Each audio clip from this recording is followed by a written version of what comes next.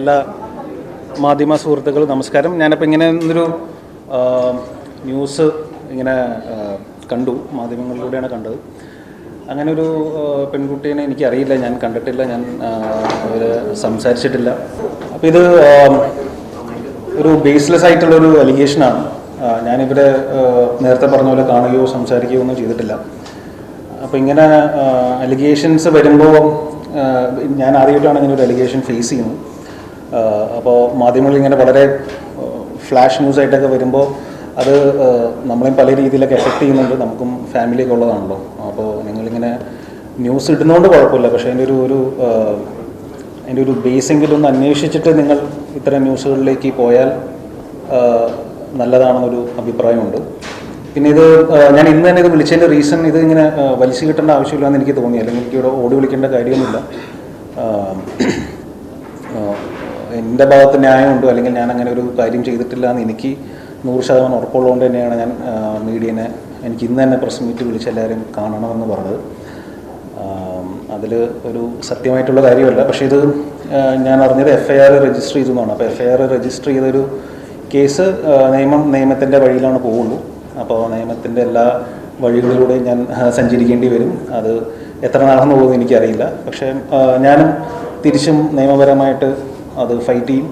അതിൻ്റെ ഏതറ്റം വരെ പോകണമെങ്കിൽ ഏതറ്റം വരെയും ഞാൻ പോകും. ഇത് സത്യമല്ലെന്ന് എന്നെക്കൊണ്ടാകുന്ന രീതിയിൽ എൻ്റെ അങ്ങനെ തെളിവുകളൊന്നുമില്ല. പക്ഷേ ഞാനത് പ്രൂവ് ചെയ്യാൻ വേണ്ടിയിട്ട് എൻ്റെ എല്ലാ വഴികളും ഞാൻ ശ്രമിക്കുന്നതാണ്. കാരണം ഇത് ഇങ്ങനൊരു ഫേക്ക് അലിഗേഷൻസ് ഇങ്ങനെ വന്ന് തുടങ്ങിയാൽ ഇവിടെ എല്ലാവർക്കും ജീവിക്കണമല്ലോ. ഇപ്പം നാളെ ആർക്കെതിരെയും വരാം. ഇതേപോലെ ഒരുപാട് ഫേക്ക് അലിഗേഷൻസ് ആണുങ്ങൾക്കെതിരെ വന്നിട്ടുള്ള കേസുകൾ നമ്മുടെ രാജ്യത്തുണ്ട്. അത് ഡിസ്പ്രൂവ് ചെയ്തിട്ടുള്ള സിറ്റുവേഷൻസ് ഉണ്ട്. ഇനിയും നാളെ മുതൽ ആർക്കെതിരെയും വരാം. പക്ഷേ അവർക്കെല്ലാവർക്കും വേണ്ടിയാണ് ഞാൻ ഇവിടെ വന്നിരുന്ന് സംസാരിക്കുന്നത്. ഞാനത് ആരെങ്കിലും സംസാരിച്ച് തുടങ്ങിയില്ലെങ്കിൽ ഇതിങ്ങനെ നീണ്ടു പോയിക്കൊണ്ടിരിക്കും. കാരണം ഇതിൻ്റെ ഒരു പ്രൊസീജിയർ അങ്ങനെ ടൈം ടേക്കിംഗ് പ്രൊസീജിയറാണ്. നമ്മൾ സ്ഥിരം കാണുന്ന ഒരു പരിപാടിയാണല്ലോ. അപ്പോൾ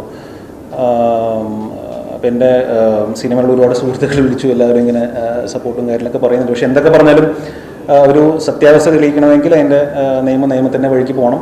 അപ്പോൾ അതിൻ്റെ ഏത് അന്വേഷണത്തിനും, ഏത് ശാസ്ത്രീയമായ അന്വേഷണത്തിനും സഹകരിക്കാൻ ഞാൻ തയ്യാറാണ്. ഞാൻ ഇവിടെ തന്നെ ഉണ്ടാവും. ഇനിയും മാധ്യമങ്ങളെ കാണേണ്ടി വന്നാൽ ഞാൻ കാണും. ഇതേപോലെ എന്തെങ്കിലും സംസാരിക്കേണ്ടി വന്നാലും ഞാൻ സംസാരിക്കും. എനിക്കിങ്ങനെ സംസാരിച്ച് ശീലമില്ല. നമ്മൾ ഈ സിനിമയുടെ റിലീസ് സമയത്തൊക്കെയാണ് നമ്മൾ ഒരു പ്രസ് മീറ്റ് അങ്ങനെയൊക്കെ നമ്മൾ ചെയ്യാറുള്ളൂ. അല്ലാതെ ഞാനങ്ങനെ ഒരുപാട് അങ്ങനെ സംസാരിച്ച് ശീലമുള്ള ആളൊന്നുമല്ല. പക്ഷേ ഇത് ഇപ്പോൾ എനിക്ക് വേണ്ടി ഞാൻ മാത്രമല്ല സംസാരിക്കാനുള്ളൂ. അപ്പോൾ എനിക്കത് സംസാരിച്ചേ പറ്റൂ. നിങ്ങൾ ന്യൂസ് കൊടുക്കണമെങ്കിൽ കൊടുത്തോളൂ, അത് നിങ്ങളുടെ ഉചിതം പോലെ ചെയ്യും. പക്ഷേ ഇത് നാളെ അത് സത്യമല്ലെന്ന് തെളിഞ്ഞാലും നിങ്ങളതേ ഇപ്പോൾ ചെയ്യുന്ന അതേ രീതിയിൽ തന്നെ എൻ്റെ കൂടെ നിൽക്കണം എന്ന് ഞാൻ നിങ്ങളോട് അപേക്ഷിക്കുന്നു. അതെ, സോറി, അതേ പറഞ്ഞില്ല. അതായത് 1.5 മാസം മുമ്പാണ് എന്നെ ഊന്നുകൽ പോലീസ് സ്റ്റേഷനിൽ നിന്ന് വിളിച്ചത്. ഇങ്ങനെ ഒരു പരാതി ഉണ്ടെന്ന് പറഞ്ഞു. അപ്പോൾ ഞാൻ അന്ന് ഒരു CA ആണ് വിളിച്ചത്, പേര് ഞാൻ ഓർക്കുന്നില്ല. അപ്പോൾ പുള്ളി വിളിച്ചിട്ട് ഇങ്ങനെ ഒരു അലിഗേഷൻ ഉണ്ടെന്ന് പറഞ്ഞു. ഞാൻ പറഞ്ഞു ഈ പെൺകുട്ടി ഞാൻ അറിയില്ല, ഞാൻ കണ്ടിട്ടില്ല, ഇങ്ങനെ ഇതിനകത്ത് പറയുന്ന അലിഗേഷൻസ് ഒക്കെ പറഞ്ഞപ്പോൾ ഞാൻ പറഞ്ഞു എനിക്കറിയില്ല സാർ എന്ന് പറഞ്ഞു. അപ്പോൾ അവരതൊരു ഇതിൽ വാസ്തവമില്ല, ഇതൊരു ഫേക്ക് കേസാണെന്ന് പറഞ്ഞിട്ട് അതന്ന് ക്ലോസ് ചെയ്യുകയാണ് ചെയ്തത്. അപ്പോൾ ഞാൻ സാറിനോട് ചോദിച്ചു, സാർ ഇത് ഞാനെന്നാൽ ഒരു പരാതി കൊടുക്കട്ടെ പോലീസിനോ, അല്ലെങ്കിൽ ഇതെവിടെയാണ് പരാതി കൊടുക്കട്ടെ, കാരണം ഒരു ഫേക്ക് ആയിട്ടൊരു അലിഗേഷൻ വരികയാണല്ലോ. അപ്പോൾ പറഞ്ഞു അങ്ങനെ ചെയ്യേണ്ട ആവശ്യമില്ല, ഇത് ചിലപ്പോൾ അവർക്ക് ചിലപ്പോൾ ഒരു ഫേമസ് ആവാൻ എന്തിനൊക്കെ വേണ്ടി ചെയ്യുന്നതായിരിക്കും. അപ്പോൾ അതിന് നിന്ന് കൊടുക്കേണ്ട കാര്യമില്ല, ഇതിങ്ങനെ ഒരുപാട് കേസുകൾ വരുന്നതാണ്. അപ്പോൾ അതിൻ്റേതായിട്ടുള്ളൊരു രീതിയിൽ അങ്ങനെ വിട്ടാൽ മതി എന്ന് തോന്നുന്നു. പക്ഷേ ഞാനപ്പം അന്ന് നിയമോപദേശം തേടിയ വക്കീലിൻ്റെ അടുത്ത് ചോദിച്ചപ്പോൾ വക്കീലും സെയിം അഭിപ്രായം തന്നെ പറഞ്ഞു, ഇതിങ്ങനെ വിട്ടേക്കും, അതിന് വലിയ പ്രസക്തി കൊടുക്കേണ്ട കാര്യമില്ല. പിന്നെ ഇങ്ങനെ ഫേസ്ബുക്കിലൊക്കെ എഴുതിയിരിക്കുന്നുണ്ട്, എന്താണ് വാട്സപ്പിലൂടെ വൈറസ് സന്ദേശം അയച്ച് ഫോൺ ഹാക്ക് ചെയ്യുന്ന പരിപാടി എന്നൊക്കെ പറഞ്ഞു. അപ്പം അങ്ങനെ വായിച്ചപ്പോൾ ഞാൻ ഇത് വളരെ ബേസ്ലെസ് ആയിട്ട് സംസാരിക്കുന്ന ഒരു വ്യക്തിയാണല്ലോ. അപ്പോൾ പിന്നെ ഇതിൻ്റെ പിന്നാലെ പോകേണ്ട കാര്യമില്ലല്ലോ എന്ന് തോന്നി. അപ്പം അങ്ങനെയൊക്കെ ചെയ്യാൻ അറിയായിരുന്നെങ്കിൽ എന്തൊക്കെ നമുക്കിവിടെ ചെയ്യാം. എനിക്കങ്ങനെ ബേസിക്കലി ഇത്രേ ഉള്ളൂ. എനിക്ക് ഇത് ഒരു പരിചയമില്ല. ഇത് ഞാൻ ഈ പെൺകുട്ടിയെ കണ്ടിട്ടില്ല. ഈ പറയുന്ന അലിഗേഷൻസ് കംപ്ലീറ്റ്ലി ഫോൾസ് ആണ്. അതിന് ഞാൻ നിയമത്തിൻ്റെ എന്ത് കാര്യത്തിനും സഹകരിക്കാൻ ഞാൻ തയ്യാറാണ്. എങ്ങും പോകുന്നില്ല, ഇവിടെ തന്നെ ഉണ്ടാവും, നിങ്ങളുടെ മുമ്പിൽ തന്നെ ഉണ്ടാവും. പരാതിയിൽ പറഞ്ഞതിന്റെ വിപരീതമായിട്ടാണ് ഇപ്പോഴത്തെ പരാതി പറയുന്നത്. ഇതൊരു ഹേമ കമ്മിറ്റി റിപ്പോർട്ടൊക്കെ വന്നപ്പോൾ മനഃപൂർവ്വം ഓരോ വ്യക്തികൾക്കെതിരെയുള്ള ആരോപണമായിട്ട് തന്നെ താങ്കൾക്ക് തോന്നുന്നു? ഇത് മനഃപൂർവ്വമായിട്ടുള്ളൊരു ആരോപണമാണ്. ഇത് ഒരാൾ ഇൻഡിപെൻഡൻ്റ് ആയിട്ട് എടുക്കുന്ന തീരുമാനമാണോ, ഇതിൻ്റെ പിന്നിൽ എന്തെങ്കിലും ഒരു ഗൂഢാലോചന ഉണ്ടോ എന്നുള്ള കാര്യം എനിക്കറിയില്ല. പക്ഷെ ഞാൻ വിശ്വസിക്കുന്നത് ഇതിൻ്റെ പിന്നിൽ ഒരു അങ്ങനത്തെ ഒരു ഗൂഢാലോചന ഉണ്ടാകണം എന്നാണ് ഞാൻ വിശ്വസിക്കുന്നത്.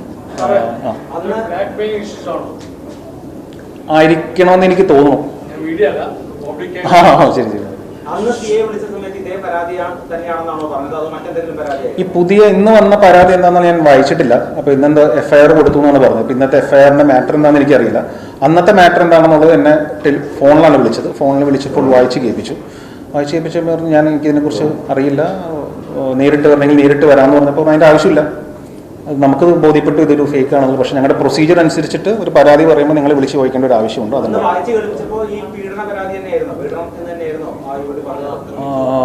അങ്ങനെ എന്തൊക്കെയായിരുന്നു അതിൻ്റെ അത് പറഞ്ഞത്, കറക്റ്റായിട്ട് ഞാൻ ഓർക്കുന്നില്ല. പക്ഷേ ഇതേ മൂഡിലുള്ള പരിപാടിയായിരുന്നു. ഒരു ഹോട്ടൽ മുറിയിൽ പോകുന്നു, ഒരു ഹോട്ടലിൽ ചെന്ന് ഇങ്ങനെ കണ്ടു, പരിചയപ്പെട്ടു, പിന്നെ എന്തോ പീഡിപ്പിച്ചു, അങ്ങനെ എന്തൊക്കെ രീതിയിലാണ് അന്ന് പറഞ്ഞതെന്നാണ് എൻ്റെ ഒരു ഓർമ്മ.